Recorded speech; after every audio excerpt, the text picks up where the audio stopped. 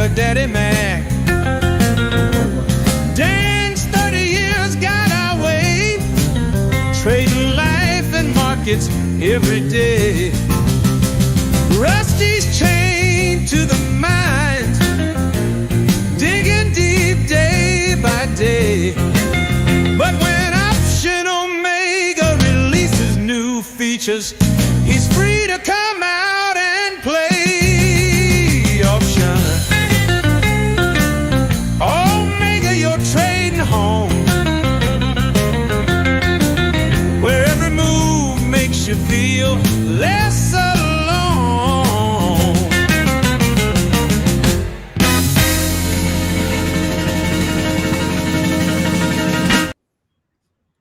'Twas the night before Nvidia earnings, and all through the house, not a trader was stirring. Dan, how are you? I'm okay, Troy. Good to be here. Good to see you. And you're right. It's like such a big deal with the Nvidia. I mean, sometimes, it's again one of those things. It could be just like we all have expectations. We have expectations. You go to a restaurant, you're excited, and it's a dud. Or you go there and it's good. I think the same thing here with Nvidia. We've seen Nvidia where some earnings have come out and it's been a whopper. It's just moved the market like an ocean moves, but we've seen others that are duds. And so that's, I think both are on the table for tomorrow. I mean, the expected move or standard deviation is, I think, is it around 100 points? I mean, it's pretty, like that. Yeah. It's a good number, but now you just wonder, are you sprinkling a little bit of hot sauce on it with the jobs number coming in the morning, a little bit of retail in the morning, but the jobs thing, could that, nobody knows, but there's definitely catalysts on the board. And here's the thing, we're saying, can Nvidia move the market? The market's already been moving. I mean, if you look at the ranges for sure in the last 7-8 days, we've had multiple 100-point ranges in the SPX from high to low. So, it's not like, okay, we're already moving. In other words, if there was no Nvidia earnings tonight and no job thing in the morning, you still wonder if somebody said, hey, could we move 50 points? Well, stinking yesterday we moved a lot. So sure. Yes, we could. So it should be interesting. And I think, like you said, Troy, it's interesting to think of, and that's part of what as traders, you trade what's in front of you, what's price action, what's volatility, because most things are tied to those two things. And you look for a trade. Is there a trade that you'd be comfortable with? And what size? Size is important. Some people do like the Archie Bunker. No, I'm not playing that trade with an iron condor. Well, if your normal size is 10, would you do 2?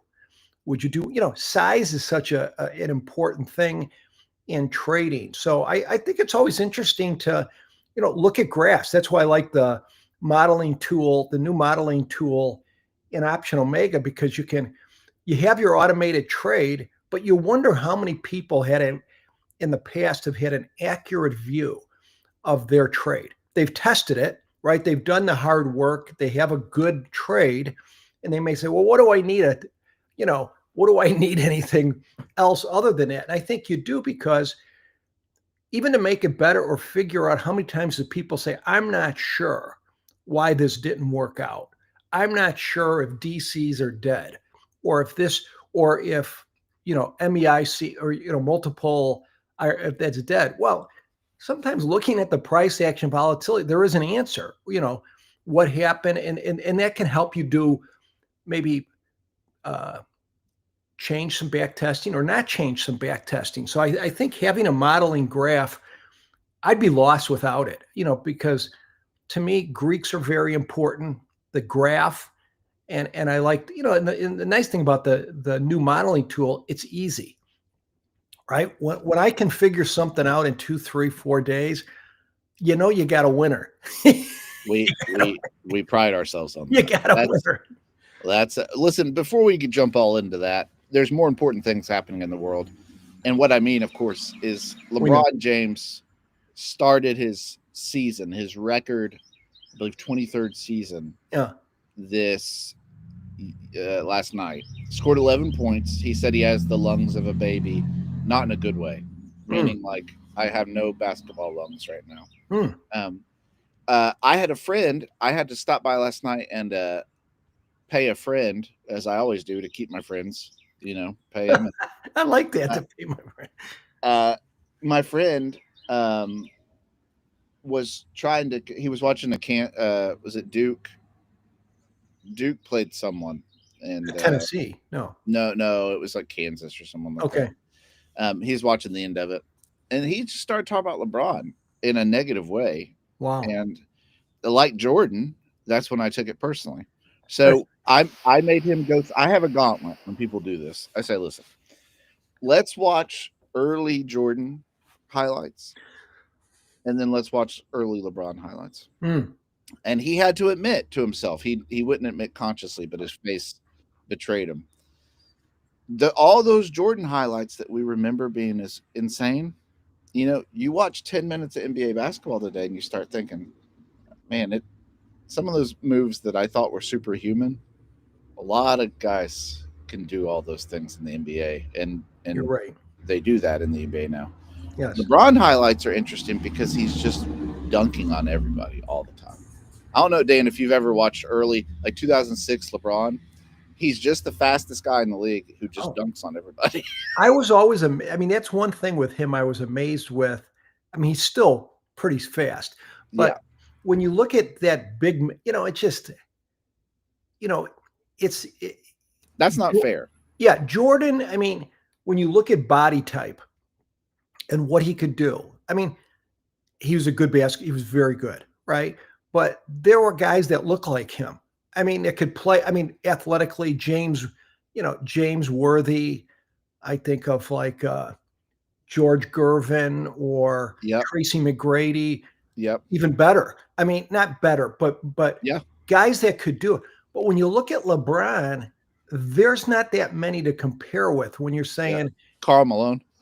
But here's the difference. Yeah, Karl Malone, if he played point guard. Yeah, but he can't play point. Yeah, exactly. LeBron is 6'8", 2. Who knows he's like, he was over 300 in Miami. He was big. Yeah, he was 300 in Miami. He's a big dude. But he's speed. You think of someone like Luka Doncic, who's a big guy in terms of he's wide, and you try to see these little point guards try to take the ball from him. He just sticks his behind into them, and there's like 8 feet. You can't. And he just plays with them because he knows how to use the body. Yep. And LeBron still is. It's kind of scary to see a 40-some-year-old guy because he's kept himself in phenomenal shape.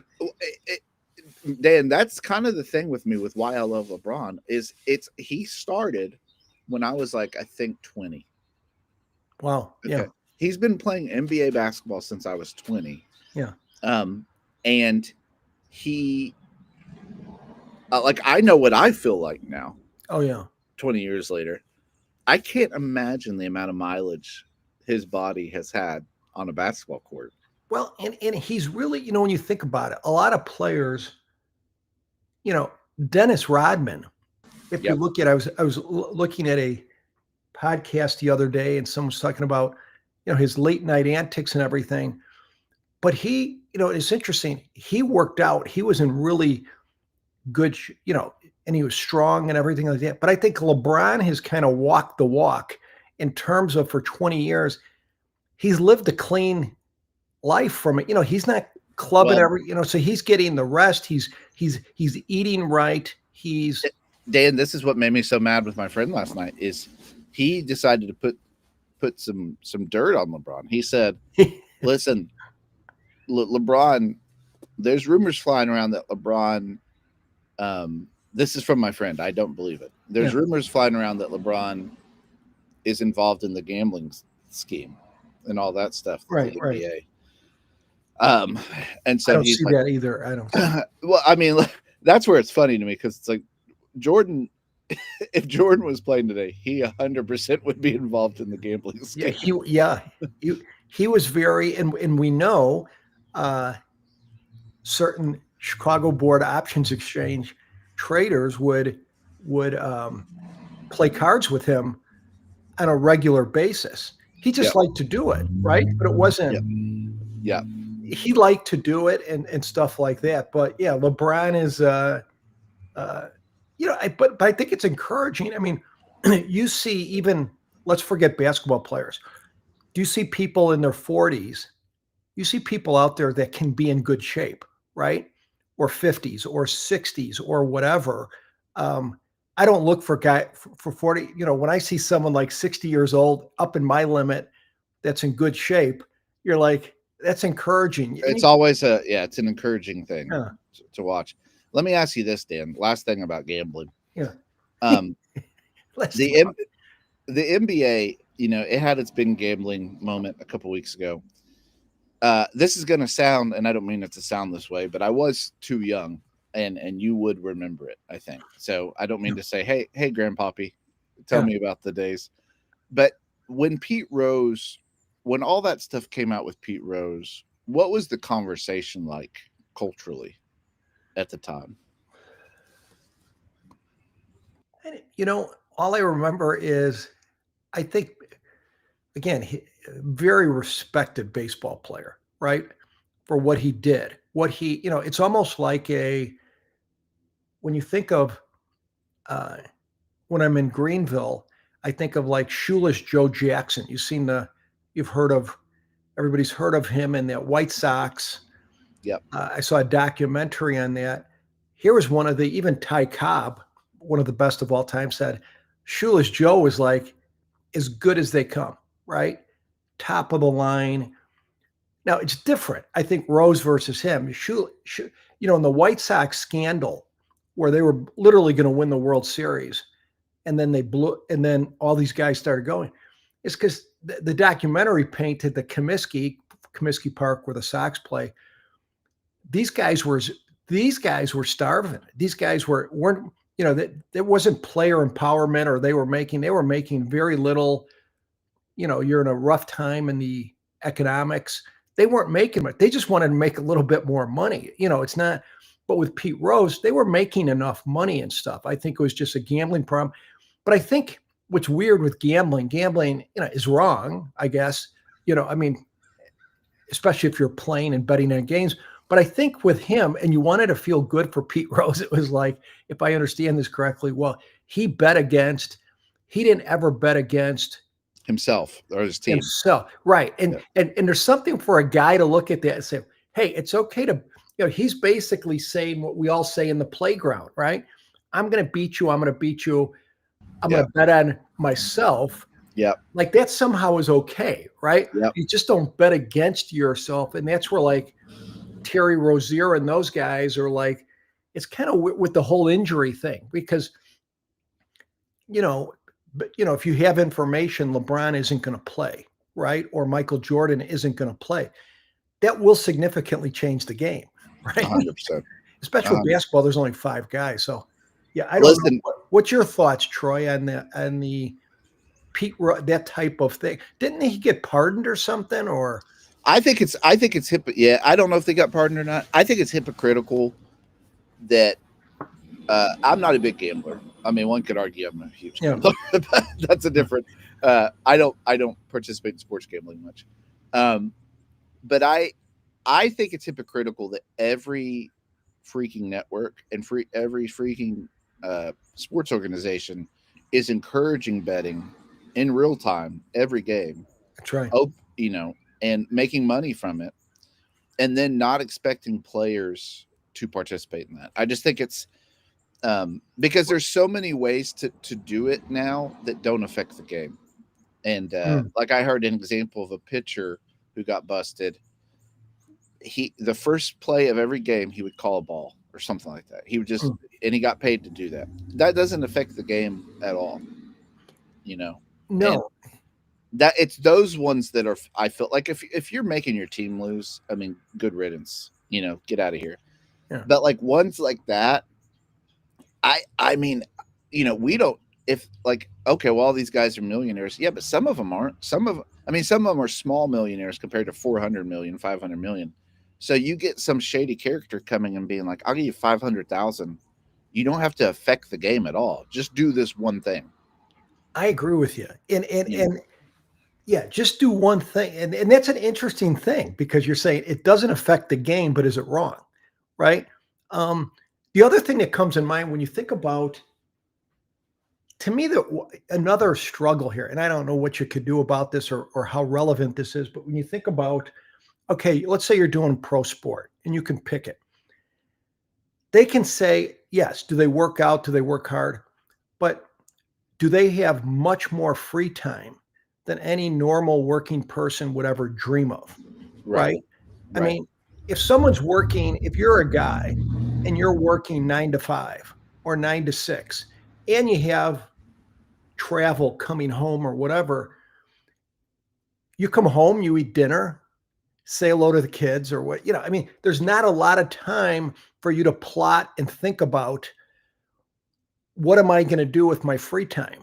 And you give a guy 4 hours free time a day or 5 hours. Terrible things will happen. Yeah, but terrible things. Especially when you got some money, you got 3 guys sitting around with some extra money. What are you thinking today? But it's not going to be good. Yeah, it's not going to be good. Yeah, that I know.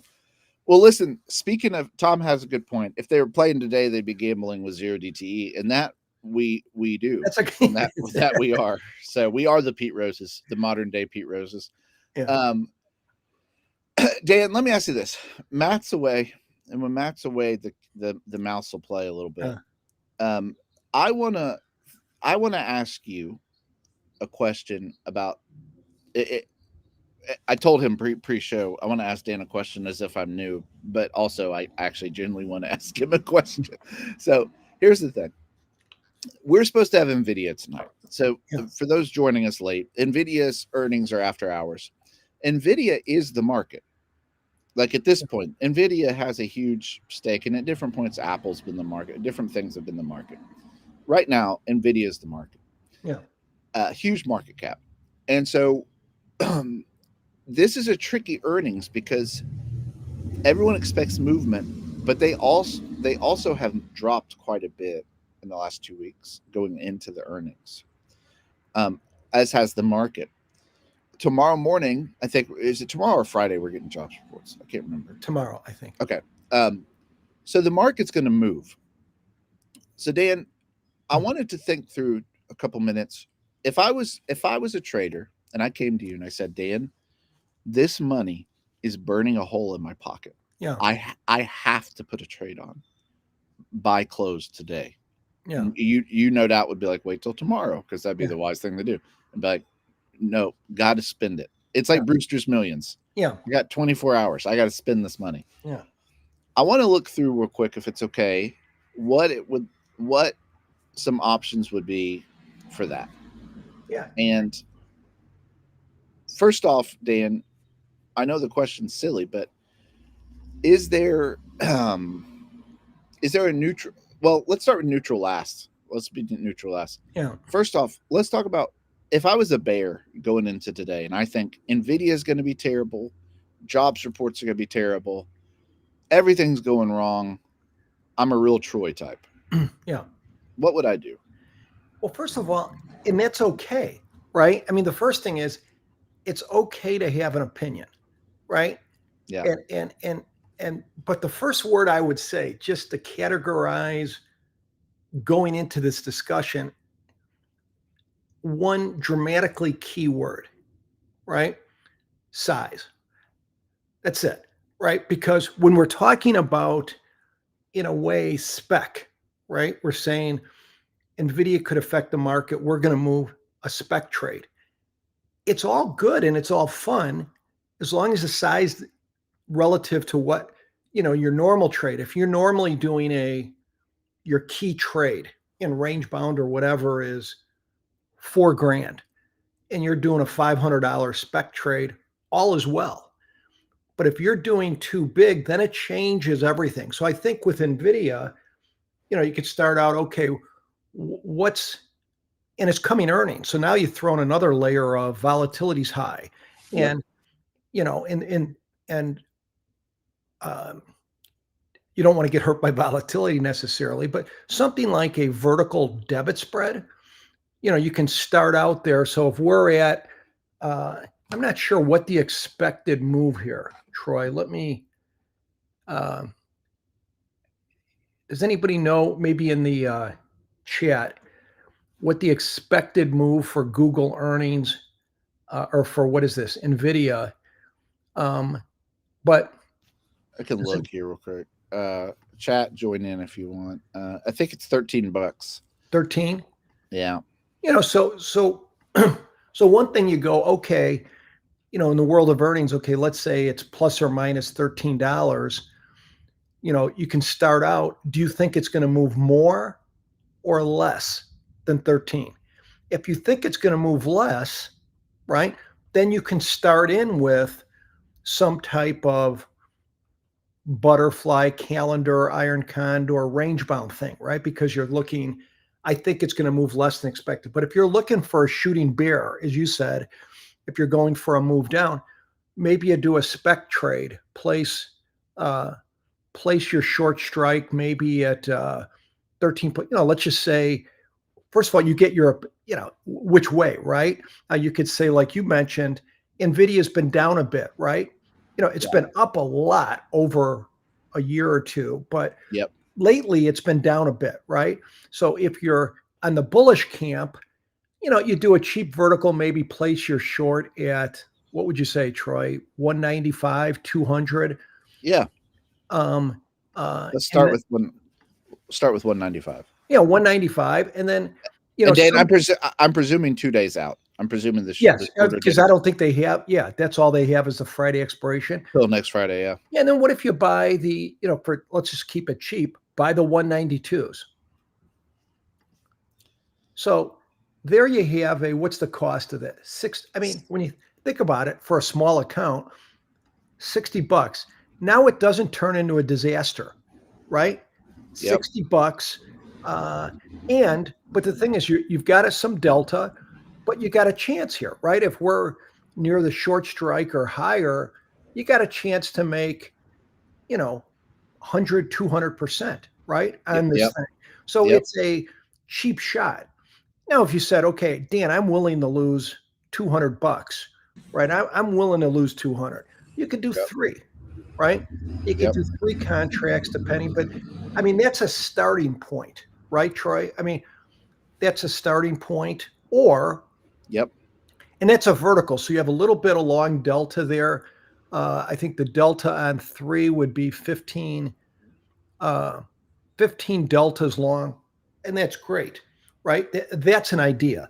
Now, if you want one other idea, and so any comments on that, or on the looking at the range on that? That's a, it's not gonna, the person knows coming in as a spec trade. They know the most they could lose is the debit. They see the potential, so it's got good potential. And you could do that on the upside or downside, right? That's exactly right. And for those who are new to options, this is the power of options. Is this type of trade, let's go back to one real quick. What you're doing basically is it's the equivalent of buying, what you're starting out with is 5 deltas, but it's something that will change over time. So you're buying deltas basically for cheaper than you could if you were just buying stock. Absolutely. And that's the power of options, is you can place trades that will equivalently be the same as if you're buying stock at a certain point for cheaper, because it's a leveraged product. And so, Dan, it's one of those things where I overthink things all the time, and this is a good reminder of just like sometimes just buy a vertical, Well, and like here, okay, it's a 2.5 wide trade, 2.5 wide. You pay 60. If we're 192.5 or over at expiration, that trade goes to $2 on Friday, and you paid 60. And it's, that's one idea for a cheap shot, right? In terms of dollar wise. Another one, Troy, if we could put, similar, let's just say we're pegging the 195 strike, but you can, basically the same, doing a butterfly at the short strike, and many different butterflies, but I'm just looking for the cheapest versions of ones. You place the short at, what do we say, 195, Troy, or 190? 190? Chat, which one did we do? That's a great question. I think it was 195, I think. Oh, yeah, I think it's 195. You might be right. So if you sell two at 195, and let's just, similar, go buy, let's just do a butterfly, buy 190. So this will be a balanced butterfly, and then buy one at 200. Now, this is, you're paying $44, but it's like Evel Knievel going over the Grand Canyon. That's exactly right. Again, for $44 is your risk if you do one. If Evil gets in that range, right? Show them the, yeah.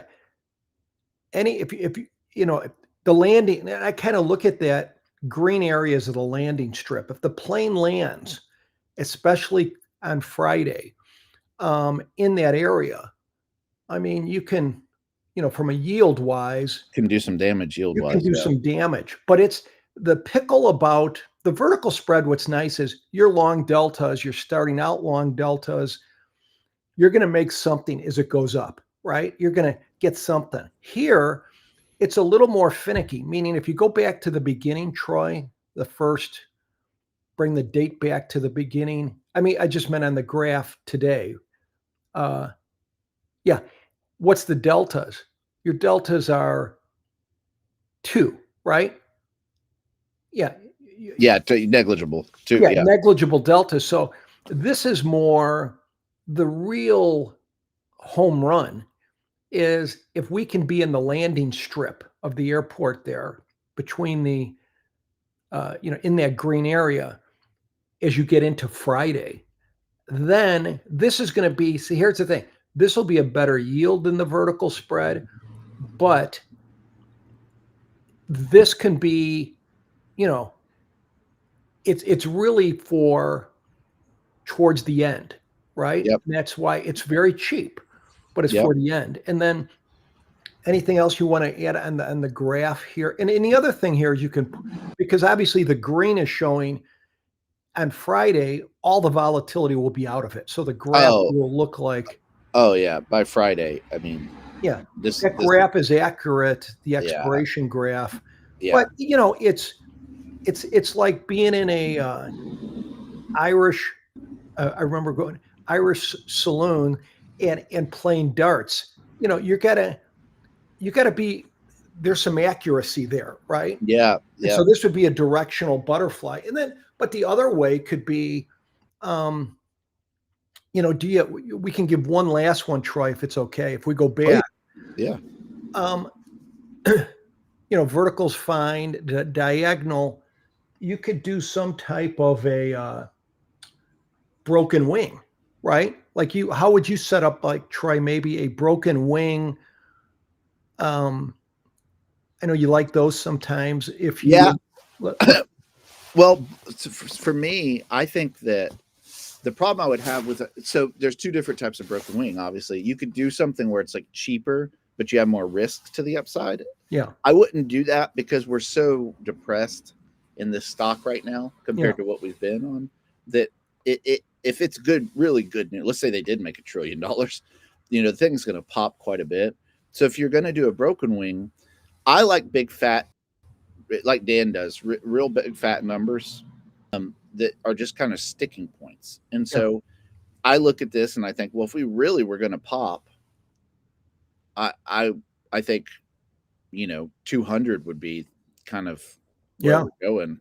Yeah. And so you could do something like this, and, you know, that's going to be more expensive, you know, but it's going to, you know, if you blow past that, you're still going to get paid, you know? And that's the beauty of this trade. You're more than willing.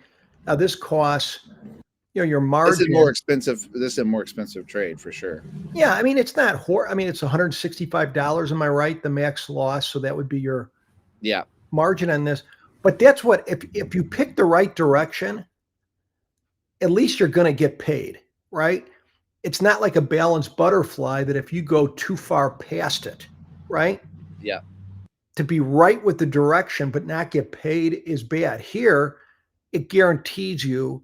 I mean, you have your risk on the downside a bit, but I like this. You have a maximum risk on the downside of 165, and then but it's opened on the upside. And so this would be like a 10-5. Yeah, sorry, I was playing around there for a You minute. had it there. Yeah, I think that's.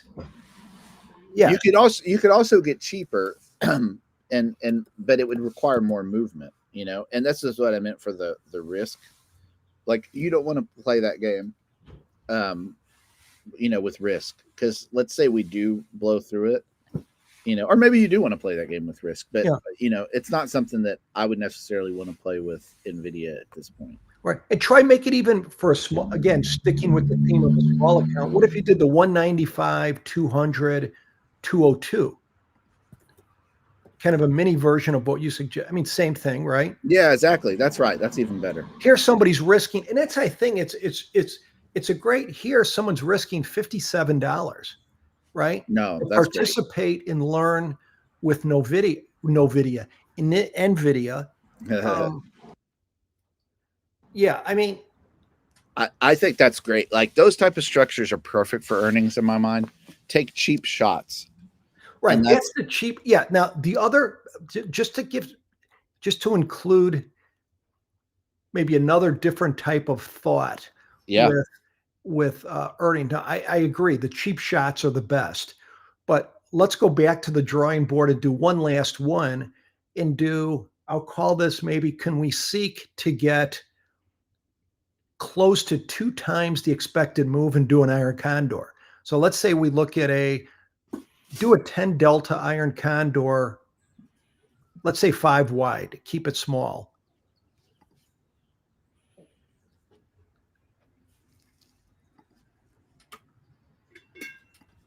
So 10 delta on both sides. So let's just take a look at this. What's the short strike on the upside? It gives us 2075. 207. Oh yeah, 2075. And where are we at now? What does this give us? How many? We're at 184. So I mean, that's right, 16. So this gives us 23 points. Not exactly, but close to 2 times the expected move, right? Yeah. And then on the downside, it gives us 162.5. That's about $22. So, you're talking like 1.8 times the expected move or something like that. So if you thought, hey, that's enough room. Now, I don't know if I would make that bet because, who the heck knows with this one. But generally, these can work pretty well in something like a Microsoft or some of these stocks. But what's the credit on this? 75. Now, this doesn't, after what we just looked at with potential 100% returns, this is pretty boring. But again, you can just put it in perspective, potential $75 on $425 of risk. That's almost 20%, right? That's not chopped liver. It's not chopped liver at all. And just to kind of get nuts a little bit, you could also do the thing where you add a butterfly to that, right? Yeah. And I like this. And so you're going to get, you're basically trying to put that lottery ticket in there. Yeah. And so you got a lottery ticket to the upside, but you're still kind of net. You're going to maybe make some shekels, if it doesn't do anything. Yeah. If it doesn't do anything. Hey, Troy, how about, do we got time for one more? For sure. If you go back to the beginning, what if we just look at maybe I've never done one on, I was thinking about this yesterday, like a RIC on Nvidia. Obviously earnings are, but what if we did something like maybe just for different flavor, but what if we bought like well, I'll tell you what, how about if we go to, because we are talking about affecting the market, agree? Yep. So how about if we go to SPX? I love it. That's probably what everybody's been waiting for. Yeah, and I'll look at a reverse iron condor, and I'll put a shout out to Amit, who was talking about this yesterday in the community. A reverse iron condor, something like, so let's look at Friday's expiration. Let's buy, as far as the guts of it, buying the strangle, maybe 32 delta, somewhere around there. Buy an out of the money call and buy an out of the money put for Friday expiration, because you have a lot of catalysts. So Thursday and Friday could be some diciness. Yeah. So you're buying a 32 delta call and put, long strangle, and then sell your wings on both sides 20 points away. So 20 points out of the money on the puts, 20 points out of the money on the calls. And so here, this would be around $1,200 debit. Yep. And you can see here, kind of the and the management of it, and Amit's done a great job with this as far as, looking at, you can get movement both ways. So the key is, if we move up or down, you have an order in to sell the call side and the put side separately at like 30%. So if this is like $1,200 trade, yeah, you have an order in on the call side and put side. So if this is $12, maybe to sell either side at $15. Yeah, right? So if we I like that. You sell one side because this is long gamma. You're getting long deltas on the way up, short on the way down. And then you're just held. Let's say we fly up and you sell the call side. That put side isn't worth a whole lot, but it's just there, right? It's just there. And if we fly to the other side, so that's but again, you always want to preface with these RICs in that, what should be on the warning label. They're negative theta. That's negative right. theta. And if you could show that the whole trade there, Troy, for a second, I just want to put it back there. I want to give the warning there. Yeah.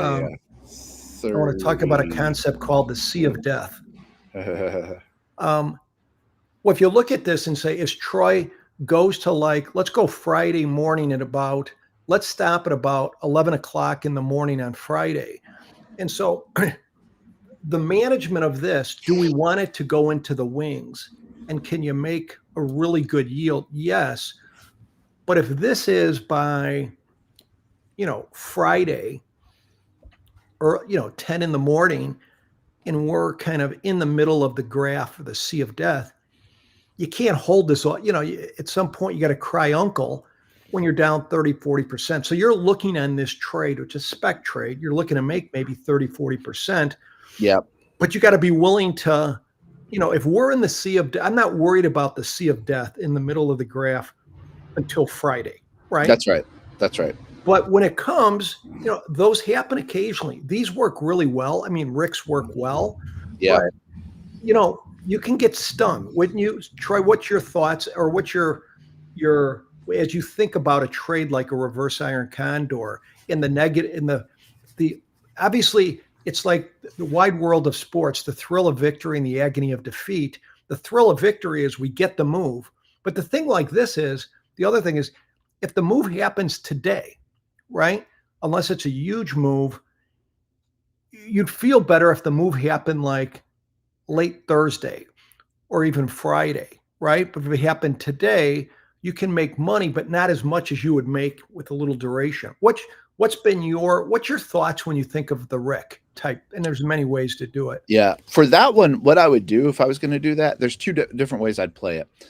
If you're going to put it on today, which was the premise of this question, was if you put it on today, I would do exactly what Dan said, is maybe the idea of taking one side off at a time as it goes into profit, or get out Friday morning. The other way you could do it is vol most likely is going to drop Thursday morning. Yeah. After all these catalyst events. And that might be a great time to put it on for a cheaper, maybe a little bit cheaper. It could. I mean, the nice thing about this is if you bring that graph real quick, The Vega's not bad because you're selling something. What's the initial long Vega on that at the beginning? Yeah, I mean, you're not going crazy. It's 26. I mean, you're not going crazy. Or actually 31 at the beginning. Yeah. It's not like you're going to get blown out of the water. The price is really what you need. Right. But it is kind of like, you almost, when you do this kind of Rick Troy, you have to have on in the background the Kenny Rogers song, "No One to Hold Him, No One to Fold Him," because I'll be honest with you, I'm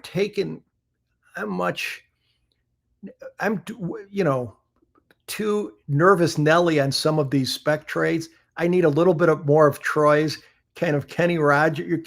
I think Troy has a good disposition for holding some of these things. But Troy, I've taken these things off Thursday night or Friday morning, got nervous, and they turned into full-blooded Oh, winners. I know. That's how it goes. And it's like you just cry and you're like, why?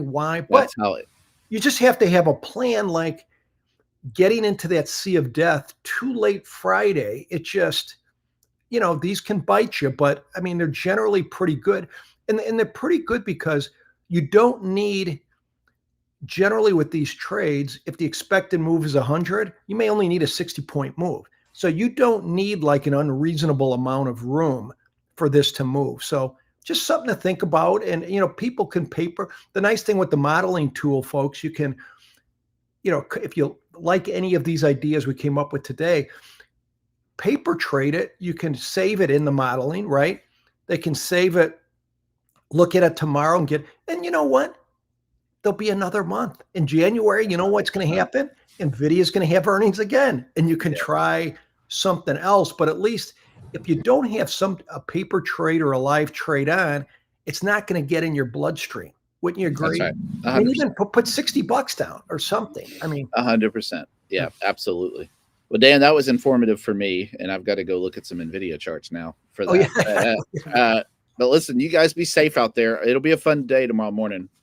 Probably some things to talk about. So, or we might be here, and that'd be the one that crushes everybody. It's the exact where we're at. It doesn't do anything. Right. That's why, again, leaving them with the thought of size. If you're going to play spec, it should be a small trade. Yeah. 100%. Well, guys.